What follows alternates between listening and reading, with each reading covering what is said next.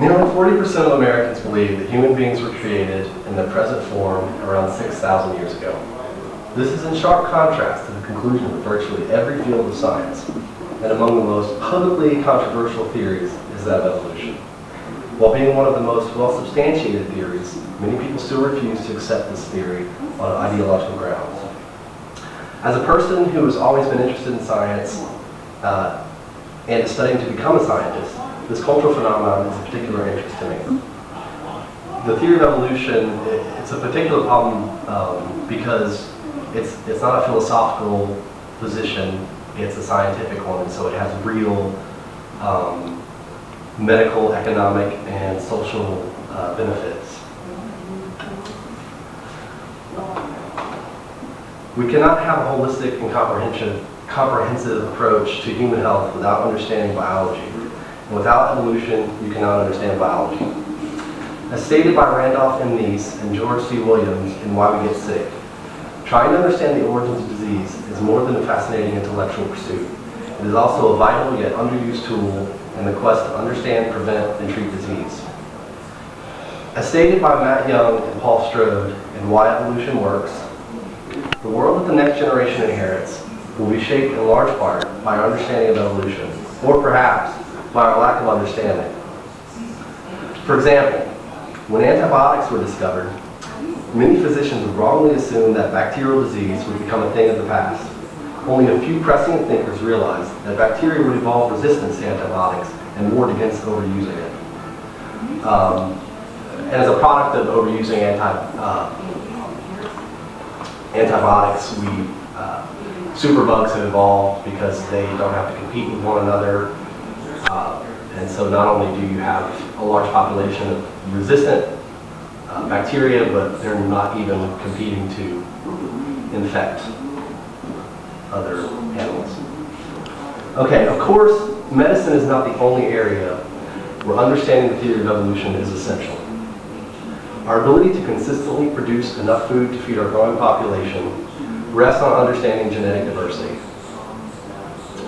As stated by R. Ford Dennison in Darwinian Agriculture, modern industrial agriculture is largely based on monoculture, that is, growing only one crop at a time in each field.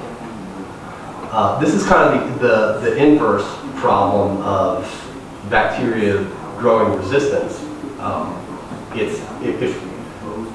Most of the time when we have a monoculture, the plant is actually a cloned seed, and so you don't have a variety. So one particular virus or bacteria can actually destroy large crops of plants, and that can cause people to starve to death. As stated in Managing Plant Genetic Diversity, there are reasons to subsidize farmers for the cultivation of obsolete crops and varieties on their farms, because it can be regarded as an ecological service which has to be rewarded by society. So it's obvious that certain industries stand to benefit from evolutionary science. But why is it important for the individual to accept this paradigm? As stated by Michael Shermer, in Why Darwin Matters, the view that human nature is infinitely malleable and primarily good was replaced by a view of human nature in which we are infinitely restricted by our genes and are both good and evil. So the impact that the accepting evolution can have just culturally can be seen in societies that don't accept scientific theories or value science.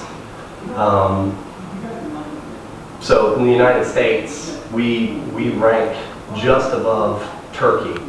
So we're second in our acceptance of the theory of evolution, and that also correlates strongly with religious beliefs as well.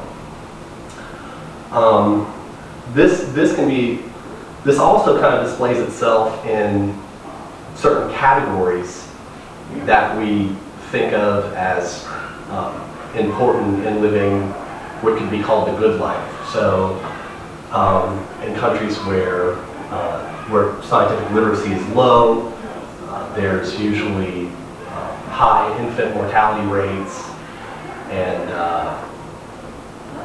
there's usually, like in the United States, since we're second, there are a lot of stats like we have the highest murder rate and the most serial killers.